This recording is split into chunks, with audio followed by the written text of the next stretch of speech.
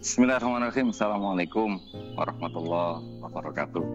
Salam sehat semuanya, bagi yang menonton, bagi yang melihat, bagi yang mendengar, bagi yang menyaksikan konten kita kali ini.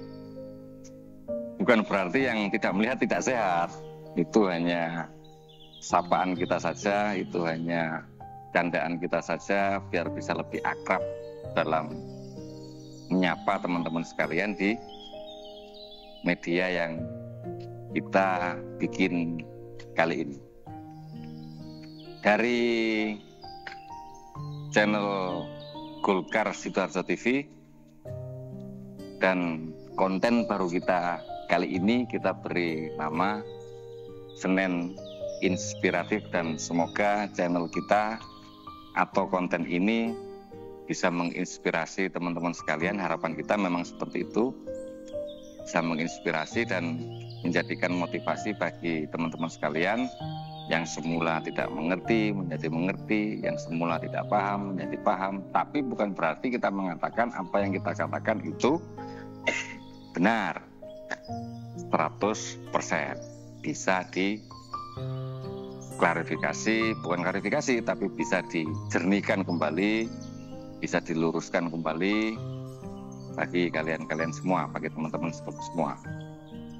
Senin Inspiratif kita pada kesempatan kali ini akan membahas tentang manusia. Teringat kata-kata manusia, saya teringat guru saya atau pengajar saya dulu waktu SMA ya, saya lupa namanya. Dan saya pun juga lupa bidang studi apa yang beliau ajar waktu itu. Tapi yang saya paling ingat itu adalah ketika dia menyebutkan kata vocab tentang manusia. Aksennya, gayanya itu saya ingat betul waktu itu. Yang jelas unik lah. Kurang lebih seperti ini. Anak-anakku sekalian, manusia adalah sekumpulan organ-organ yang terstruktur dari satu. Dan manusia adalah sekumpulan jiwa, sekumpulan pikiran, sekumpulan pemikiran yang menjadi satu sehingga bisa menggerakkan jasad itu sendiri. Dan bolo-bolo sekalian, yang kita bahas pada kesempatan kali ini bukan membahas tentang manusia secara ukhrawinya saja. Bukan membahas manusia secara ukhrawinya, secara jasadnya. Tapi kita akan membahas tipis-tipis ya, tipis-tipis sesuai dengan apa yang sudah kita pelajari, sesuai dengan apa yang sudah kita baca, sesuai dengan apa yang sudah kita lakukan riset tipis-tipis tentang manusia dari sudut pandang filsafat dalam aspek psikologinya. Bolo-bolo sekalian, kita tentu tahu atau pernah dengar dengan wilayah ketidaksadaran dan wilayah kesadaran dalam diri kita. Secara nggak sengaja ataupun disengaja, tapi yang jelas itu proses alam ya. Wilayah ketidaksadaran kita itu ternyata memang banyak menyetir wilayah sadar kita, menyetir wilayah sadar kita, sehingga kita pun juga nggak sadar, namanya juga nggak sadar kan, wilayah ketidaksadaran.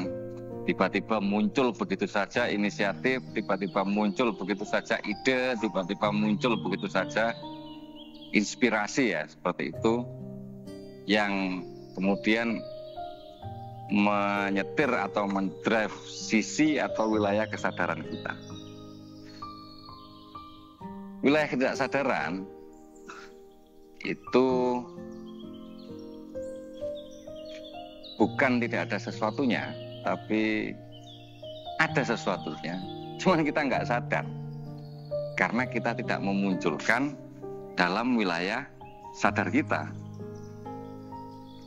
dan itu muncul tiba-tiba dalam wilayah sadar kita karena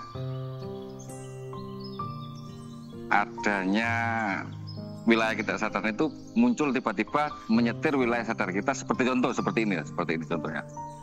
Kita mau berencana mau ke rumah teman atau kita mau ke kantor katakanlah dengan mengendarai motor yang kita miliki. Dengan asik kita mengendarai fokus pada jalan, tapi tiba-tiba muncul di tengah jalan itu pemikiran kita untuk mampir warung kopi. Dan itu bukan muncul secara tiba-tiba sebenarnya, itu karena memang kebiasaan kita yang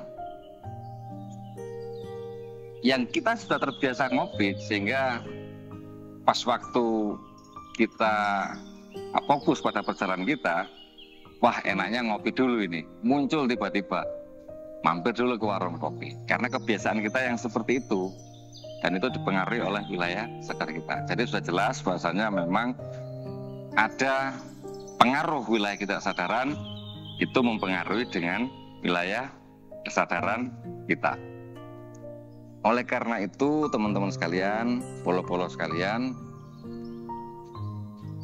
dalam wilayah ketidaksadaran itu ada yang namanya kompleks, dan bukan bikompleks ya, bukan pula kompleks perguruan tinggi, bukan itu, tapi kompleks itu adalah ide, gagasan, pemikiran yang terstruktur menjadi satu, sehingga itu menjadi pola sendiri, dan itu yang dinamakan kompleks. Jadi kompleks itu seperti yang sudah kita contohkan tadi, karena ide ngopi itu enak, mampir warung kopi itu enak, pemikiran kita terus kemudian mengarahkan ke warung kopi, dan itu menjadi satu kompleks sehingga mempengaruhi wilayah kesadaran kita. Karena ada pengalaman terdahulu, so mampir ngopi sebelum perjalanan itu enak, sehingga muncul di wilayah kesadaran kita akibat wilayah ketidaksadaran kita yang dulu pernah kita melakukan itu. For example lagi ya, satu contoh lagi, seperti pandangan kalian atau pengertian kalian tentang bapak ya, tentang bapak. Bapak menurut persepsi kita adalah bapak yang ya bapak kalian sendiri, atau dari persepsi yang lain kalian pernah berinteraksi dengan bapak-bapak orang lain, sehingga muncul persepsi yang berbeda. Bapak kita sendiri kita panggil bapak, bapak orang lain yang pernah berinteraksi dengan kalian, kalian panggil bapak juga. Jadi tergantung kesepakatan kita, tergantung pembahasan kita dengan lawan bicara kita, dengan forum yang kita lalui pada saat itu ketika membahas tentang bapak. Jadi sumber bapak sendiri itu juga banyak.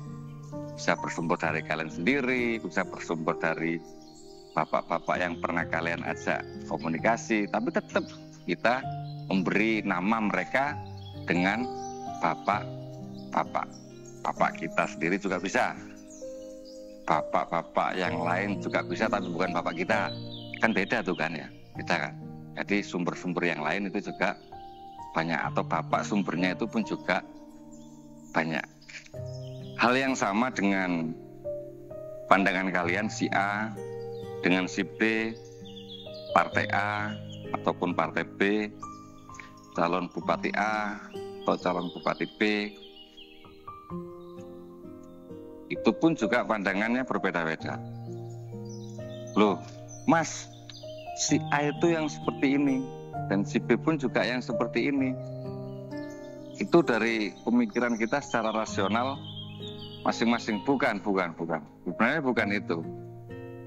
Sebenarnya kalian nggak sadar saja bahasanya memang alam bawah sadar kalian itu mainnya terlalu banyak, karena ada pengalaman-pengalaman yang sudah kalian rasakan, ada bacaan-bacaan yang sudah kalian baca, yang sehingga bisa menjadi satu kumpulan yang kompleks tadi, seperti saya katakan tadi, bahasanya memang itu pernah kalian baca, itu pernah kalian mendapatkan pengalaman itu, sehingga muncullah dalam wilayah kesadaran kita bahwasanya si A itu ini, si B itu ini, partai A itu seperti ini, partai B seperti itu, terus kemudian lah itu karena pengalaman-pengalaman kita, bukan hasil dari sensing kita sendiri, bukan hasil dari analisa kita sendiri, tapi memang dari hasil yang pernah kita tahu, yang pernah kita baca, yang terekam dalam wilayah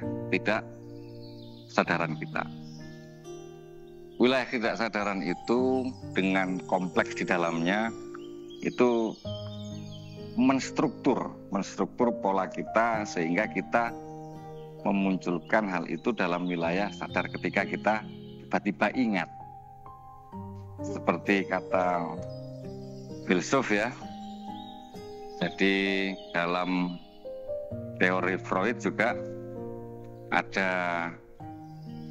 id, ada ego, dan ada superego. Id itu adalah wilayah ketidaksadaran kita. ID ya, tulisannya ID. Sementara ego itu adalah wilayah kesadaran kita. Superego itu juga wilayah kesadaran kita. Tapi id ini adalah yang kompleks tadi, sekumpulan ide, gagasan, ataupun pemikiran sehingga bisa memunculkan ide tadi yang sudah kita alami sebelumnya sehingga terekam, bukan lupa sebenarnya, tapi terekam dalam wilayah ketidaksadaran kita. Muncul secara tiba-tiba dalam wilayah kesadaran kita. Ego dan superego seperti dalam teori Freud itu memang tidak kelihatan, tapi itu sangat menentukan.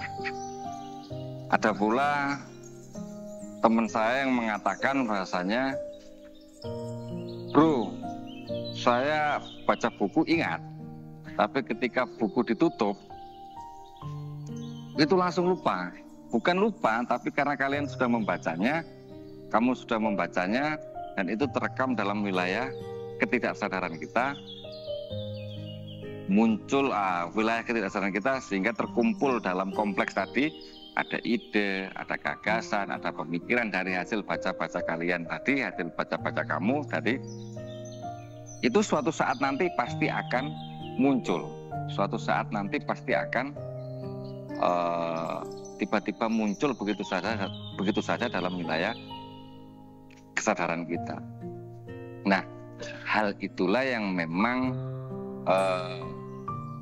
sering kita namakan fungsi jiwa atau mental. Wah, ini malah lebih dalam lagi pembahasannya kalau kaitan dengan fungsi jiwa ataupun mental. Tapi fungsi jiwa akan kita bahas atau mental akan kita bahas pada next part atau next selanjutnya di Senin Inspiratif yang akan datang juga.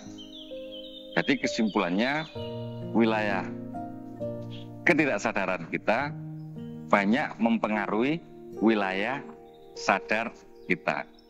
Jadi kalau seperti yang saya jelaskan tadi, sebenarnya wilayah ketidaksadaran itu banyak menyetir atau mendrive sisi kesadaran kita tanpa kita sadari, seolah-olah kita itu melakukan satu riset sendiri, suatu rasionalitas sendiri, tapi sebenarnya bukan, tapi itu karena pengetahuan atau pengalaman yang kita lihat, pengalaman yang kita tahu, hasil baca-baca kita, dan itu bukan murni dari kalian sendiri. Ya dari kumpulan ide, gagasan, maupun pemikiran menjadi kompleks tadi, sehingga itu tidak bisa kita anggap sebagai pemikiran kita secara murni. Seperti itu. Oke. Jadi istilah ketidaksadaran kita atau wilayah ketidaksadaran kita dengan sesuatu hal yang baik, dengan sesuatu hal yang positif, agar supaya wilayah sadar kita itu akan ikut positif, karena wilayah kesadaran kita sudah terisikan dengan hal-hal yang positif. Begitu pula sebaliknya. Mudah-mudahan apa yang kita sampaikan tipis-tipis tadi bisa bermanfaat positif bagi kalian semua, bisa bermanfaat secara kejiwaan kita, katakanlah seperti itu, bisa lebih baik lagi menjadi insan, dan untuk kemajuan kita juga tentunya ya. Jadi ada salah, ada kurang tepat, silakan tulis di kolom komentar pada konten kita ini. Senin Inspiratif akan kembali lagi pada Senin yang akan datang. Terima kasih. Kurang lebihnya mohon maaf. Assalamualaikum warahmatullahi wabarakatuh.